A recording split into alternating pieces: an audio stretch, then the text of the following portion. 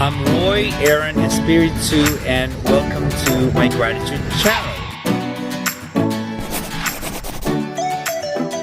Tonight is kind of special because I'd like to showcase to you how we Filipinos kind of gather and celebrate each other. Nagkakasayahan po sila sa loob, but before I forget, I'd like to introduce you and to feature one of them over there inside, one of the expats who has quite an interesting, not quite, a very interesting and very inspiring story. It just brings so much hope.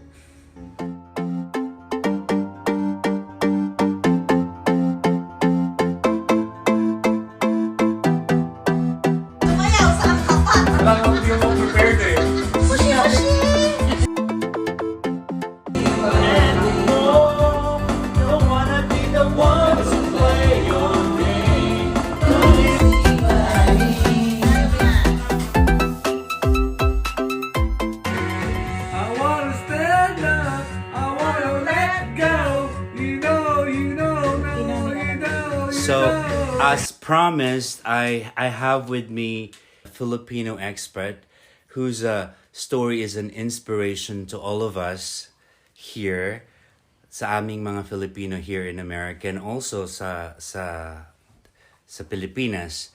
Itatago po natin siya sa pangalang Kirk. I'm here in LA for like about 16 years. 16 years, Yeah. okay. When I first got here, it was really hard. I met my wife here in LA, and I got married. Of course, you have to look for a job. You have to sustain yourself. It's not that easy. The first job that I got here was a janitor in Pasadena. For 1 year, I was sweeping 12 floors of the buildings, picking up trashes every night. At the same time, parking lot attendant here in LA. I met this cashier. I was telling her what my plans are. We've been chatting for about a while now. And then I told her about my plans, and it so happens to be that my coworker was studying a nursing program from the state. It's free, but you have to pass the exam. So what happened was, I got inspired. Wow, because I can't support myself like doing full-time studying. So I took the exam. I passed. But the problem is, how can you support yourself? She told me about this class, about this program, about CNA, Certified Nursing Assistant. So which I did. I was working graveyard from 11 to 7. Imagine that. 11 to 7. And then go to school at 8 to 5. It was a crash course for 5 weeks. I don't have enough sleep. I don't have a car. I just go with my bike. $150 bike that I got from Target. It was hard, but you have to sacrifice something. You want to go for a better future. So like you were studying for 2 weeks theory, and then on the third week it's all like what do you call it, OJT. And after that, on the 5th week, oh my God, my body gave in. Then on the 6th week, I took the exam. I passed. Then I'm still not contented on what I'm doing. I don't want to be just a CNA for the rest of my life. But I got an engineering degree in the Philippines. Still not contented. And then one day, I met this guy. He was a chief engineer in this hospital.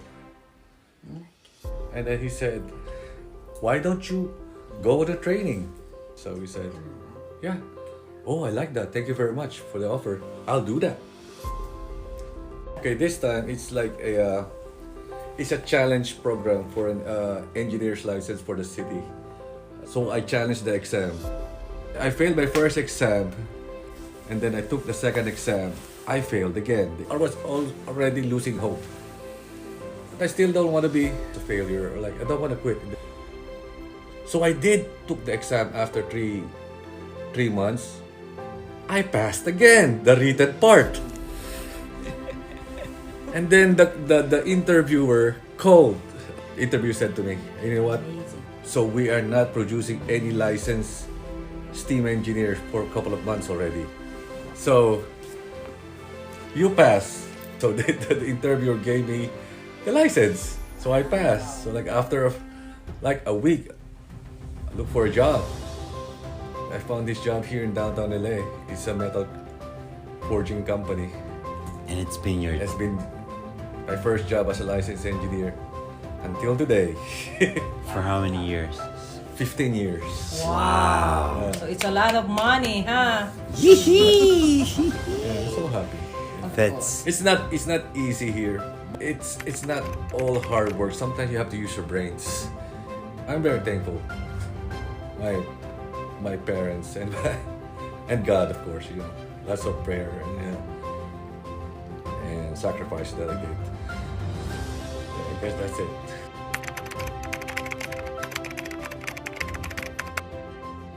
bye-bye. Thank you. Bye guys. You had a great time.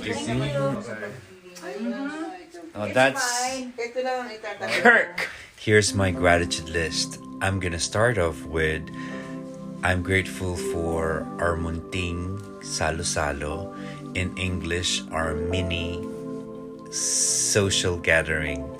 I'm grateful also for having met my fellow Filipino expats. Expats meaning Filipinos living abroad. And I'm grateful to have met somebody who has a story that inspires people. I'm grateful also for Kirk's tenacity, commitment, and conviction of self.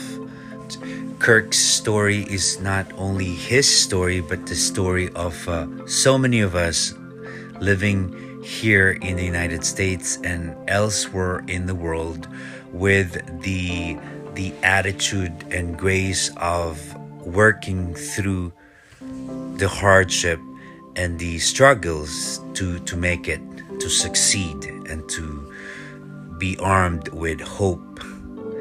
Because, you know, when you have a goal, you just go through it. You go for it until you succeed. Kumbaga sa Tagalog, this is not Tagalog, try and try until you succeed. Basta, subukan mo lang ng subukan. Laban lang ng kulaban. Anyway, and in the next few episodes, you'll see many of us. And I'm going to be featuring them in here in my vlog. So, look out for that.